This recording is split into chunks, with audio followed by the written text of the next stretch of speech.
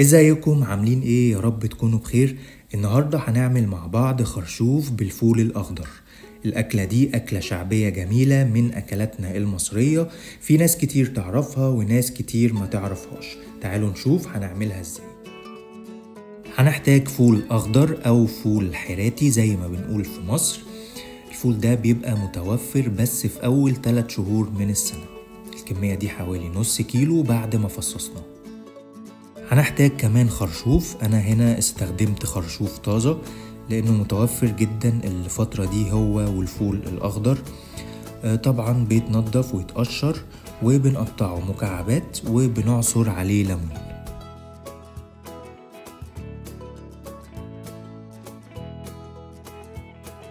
بعد كده بقى في زيت سخن هننزل ببصلة كبيرة متقطعة، ولما تدبل هننزل عليها بمعلقة كبيرة من الثوم المفروم. هننزل بعد كده بالخرشوف بتاعنا.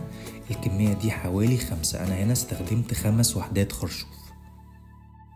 هنتبل بقى بعد كده بالملح والفلفل الأسود.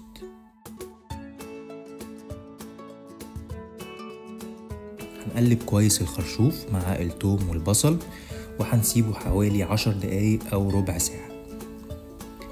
بعد كده هننزل عليه بالفول الأخضر أو الفول الحراتي، هنقلبه برضو كويس وهنسيبه حوالي 10 دقايق أو ربع ساعة.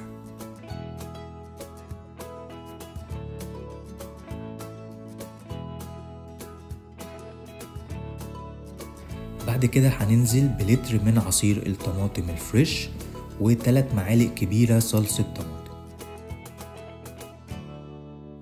هنقلب المكونات بتاعتنا كويس وهنسيبها يدوب تتسبك لمدة 10 دقايق. هننزل بعد كده بمكعب مرق الدجاج